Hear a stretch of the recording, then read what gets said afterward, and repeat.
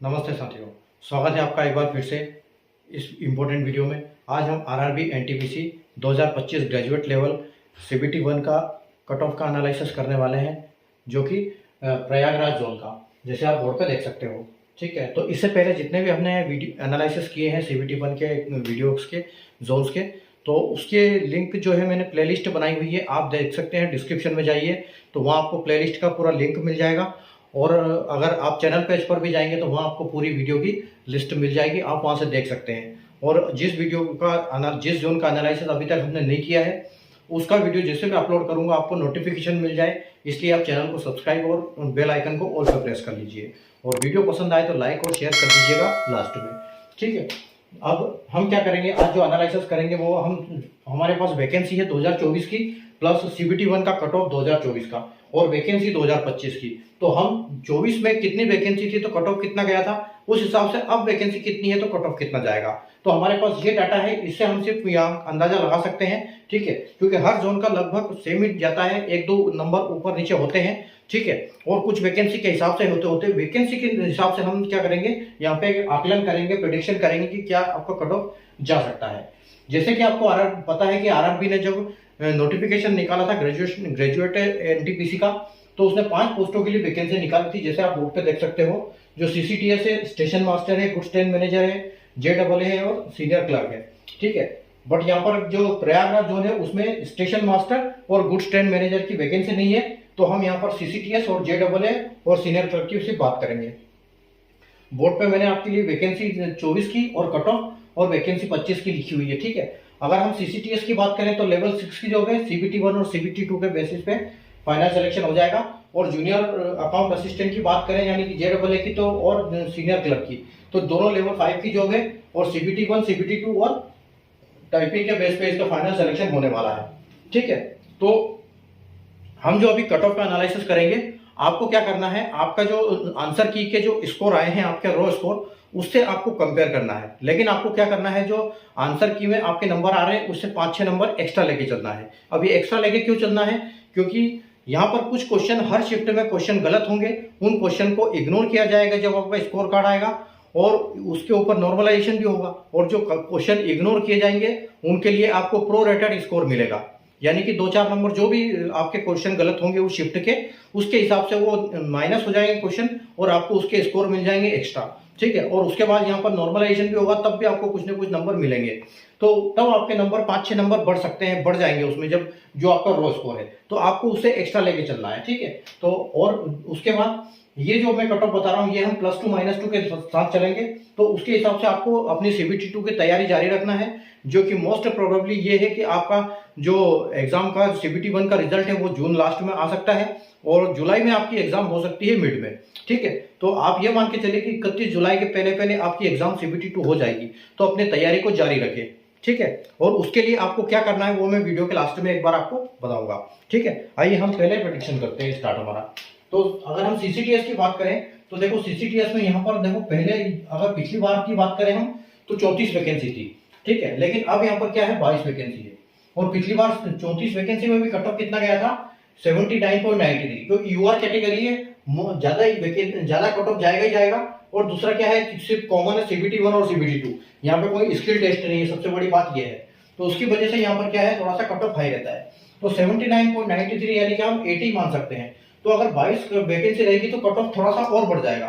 तो आप इसके लिए 83 लेके चलो इसको, कि आपको 83 के आसपास आपका कट ऑफ जाने की पूरी संभावना रहेगी। ठीक है, उसके बाद अगर हम एससी की बात करें तो देखो, पहले भी 10 थी और अब भी 10 है, तो यहाँ पर कोई फर्क नहीं पड़ेगा। 73.75, तो यानी हम 74 इसको मान सकते हैं। तो +2 -2 के साथ हम 74 इसको मान लेंगे। उसके बाद अगर एसटी की बात करें हम, तो यहाँ पर देखो पहले 5 वैकेंसी थी, अब 12 वैकेंसी है, यानी कि यहाँ पर जो है वैकेंसी बढ़ी हुई है। तो यहाँ वैकेंसी बढ़ी है तो एसटी में आपका कट ऑफ जो है कम हो जाएगा। ठीक है, तो आपसे 2-3 नंबर आप इसको माइनस कर सकते हो, तो आपको 54 के आसपास देखने को मिल सकता है इस बार। ठीक है, 54 के आसपास आपको कट ऑफ देखने को मिल सकता है इसमें। उसके बाद अगर हम बात करेंगे ओबीसी की, तो ओबीसी देखो यहाँ पर 17 और यहाँ पर आपकी 5 वैकेंसी है। ठीक है, पहले 17 थी, अब 5 वैकेंसी है। तो 17 पे आपका 77 कट ऑफ गया था, और अगर 5 पे कितना जाएगा उस हिसाब से थोड़ा सा यहाँ पर कट ऑफ जो बढ़ने की संभावना रहेगी। ओबीसी की, ठीक है। तो ओबीसी के आप ये मान के चलो कि 80 के आसपास आपको ओबीसी में देखने को मिल सकता है, ठीक है। उसके बाद देखो ईडब्ल्यूएस, तो ईडब्ल्यूएस में क्या है, यहाँ पहले 8 वैकेंसी थी और अब 3 वैकेंसी है, और पहले 77 कट ऑफ गया था, ठीक है, 8 वैकेंसी के लिए। तो देखो यहाँ पर भी ओबीसी में पहले 17 थी और यहाँ 8 थी, दोनों में फिर भी कट ऑफ बराबर लगभग जा गया है। तो आप ये मान के चलिए कि जब 3 वैकेंसी है तो लगभग जो कट ऑफ जाएगा वो क्या जाएगा, इसके आसपास ही जाएगा, ठीक है। तो यहाँ पर आप इसको 79 के आसपास लेके चलिए, तो +2 और -2 के साथ, ठीक है। उसके बाद देखो एक सर्विसमैन की बात करेंगे, तो यहाँ पर 7 वैकेंसी थी पहले, और अब यहाँ पर 5 वैकेंसी है, और कट ऑफ कितना गया था, 7 पे 55 या .54, यानी कि हम 56 मान सकते हैं। तो आप ये और 2-3 नंबर एक्स्ट्रा मान के चलिए, तो आप यहाँ पर अभी 60 के आसपास लेके चलेंगे हम कट ऑफ की, 60 के आसपास आपको कट ऑफ देखने को मिल सकता है, ठीक है। उसके बाद देखो, और यहाँ पर भी देखो ये काफी वेरिएशन है, लेकिन यहाँ पर कट ऑफ कम गया है तो कुछ होगा जो भी है, ठीक है। वैसे इतना कट ऑफ कम नहीं जाने के चांसेस तो कम ही है, लेकिन फिलहाल देखते हैं। तो जूनियर अकाउंट असिस्टेंट देखो, उसके बाद क्योंकि जूनियर अकाउंट असिस्टेंट में अगर पहले यूआर के लिए 18 वैकेंसी थी और अब 12 वैकेंसी है, ठीक है। अब इसमें स्किल टेस्ट भी है, तो यहाँ पर 77 कट ऑफ गया था 77, ठीक है। तो 77 से आप ये मान के चलो कि 2-3 नंबर यहाँ बढ़ जाएगा, तो आप ये लेके चलो कि यहाँ पर 80 के आसपास आपको कट ऑफ जा सकता है, ठीक है। उसके बाद हम एसटी की देखेंगे, तो एसटी की देखो यहाँ पर 6 वैकेंसी है, एसटी की 6 वैकेंसी है, और थे और 6 पहले थी और अब 5 है, और कट ऑफ कितना गया था 70, यानी 69.76, तो हम उसको 70 बोल सकते हैं। तो अब यहाँ 5 वैकेंसी है, तो आप 1 या 2 नंबर यहाँ पर बढ़ जाएगा, ठीक है। तो आप इसको 71 या 72 के हिसाब से हम चलते हैं कि इतना आपका कट ऑफ जा सकता है, ठीक है। उसके बाद देखो एसटी की बात करेंगे, तो पहले 3 थी और अब 2 थी, ठीक है। लेकिन कुछ ना कुछ वहां पर यहाँ गड़बड़ चल रही है कि यहाँ हर जगह कट ऑफ जो है कम देखने को आपको मिल रहा है, ठीक है। तो ये हर बार ऐसा नहीं होगा, हमको कट ऑफ यहाँ पर बढ़ाना पड़ेगा। इतना कट ऑफ एसटी का इतना भी नहीं जाएगा कि बिल्कुल ऐसे जाएगा, लेकिन यह वैकेंसी तो बड़ी है। 54 हम 64 लेके चलते हैं, 54 नहीं 64 लेके चलते हैं, 64 के आसपास चलते हैं, ठीक है। तो 64 आप ये मान के चलो कि यहाँ पर, ठीक है। और अगर यहाँ की बात करें हम 49 है, ठीक है। तो हम यहाँ से इससे 5 नंबर हम कम लेके चलेंगे, ठीक है। तो 72 है ना, तो यहाँ पर आप 69 लेके चलो इसको, 68, ठीक है। तो 68 हम यहाँ पर लेके चलते हैं इसको, +2 -2 एसटी के लिए, क्योंकि इतना कम तो जाना मुश्किल, बहुत ही मुश्किल है, कुछ कारण होगा पिछली बार। उसके बाद आप देखो ओबीसी में यहाँ पर 11 वैकेंसी है, ठीक है। ओबीसी में 11 वैकेंसी थी पहले, और अब यहाँ पर 5 वैकेंसी है, तो 75.79, यानी कि 76 कट ऑफ गया था 11 की वजह से, ठीक है। तो अब 5 वैकेंसी है, तो थोड़ा सा और यहाँ पर कट ऑफ जो है और ज्यादा जाएगा, तो आप ये मान के चलो कि 78 के आसपास आप कट ऑफ देख सकते हो इसमें ओबीसी में, ठीक है। उसके बाद देखो ईडब्ल्यूएस, पहले 4 थी अभी 2 है, यानी कि 75.82 था, तो अब यहाँ पर और 2-3 नंबर बढ़ जाएगा कट ऑफ, ठीक है। तो आप यहाँ पर भी 77 के आसपास लेके चलो, +2 और -2 के साथ। उसके बाद हम एक सर्विसमैन की देखते हैं, तो पहले 4 वैकेंसी थी, अब 3 वैकेंसी है। पहले 46 पे गया था, तो अब आप ये मान के चले कि यहाँ पर 50 के आसपास हम कट ऑफ देख सकते हैं एक सर्विसमैन कैटेगरी के लिए। उसके बाद देखो, उसके बाद हम आते हैं ये हमारी सीनियर क्लर्क के लिए, ठीक है। तो सीनियर क्लर्क में अगर आप यूआर में देखोगे, तो पहले 5 वैकेंसी थी, ठीक है। पहले 5 वैकेंसी थी और अब यहाँ पर 17 वैकेंसी है, यानी कि यहाँ वैकेंसी बढ़ी हुई है, ठीक है। तो यहाँ वैकेंसी बढ़ी हुई है, तो आप ये मान के चलो कि आज मुझसे कम से कम यहाँ पर आप 75 के आसपास कट ऑफ जाने की संभावना रहेगी, ठीक है, +2 -2 के साथ। उसके बाद अगर हम एसटी में देखेंगे, तो पहले 2 थी और अब 4 है, ठीक है। तो यानी कि यहाँ पर और कट ऑफ कम हो जाएगा, जैसे पहले 72 गया था, ठीक है, पहले 72 गया था, तो अब ये मान के चलो कि यहाँ पर 68 के आसपास हम समझ सकते हैं कि 68 के आसपास यहाँ कट ऑफ जा सकता है। उसके बाद देखो यहाँ एसटी में कोई वैकेंसी नहीं है, तो एसटी में वहां 68 गया है, तो यहाँ देखो सब में कट ऑफ कम हुआ है, यहाँ 80, तो यहाँ 75 है, यहाँ 72, तो यहाँ 68 है। तो अगर यहाँ 68 है, तो हम यहाँ पर 64 के आसपास कट ऑफ लेके चलते हैं कि 64 +2 और -2 जाने की संभावना रहेगी यहाँ पर। ओबीसी में पहले 1 वैकेंसी थी और अब 6 वैकेंसी है यहाँ पर, ठीक है। पहले 1 थी, अब 6 वैकेंसी है, और कट ऑफ गया था पहले 72, यानी कि यहाँ कितना कट ऑफ हो जाएगा, आप ये मान के चलो कि 72 के आसपास कट ऑफ यहाँ जाने की संभावना रहेगी।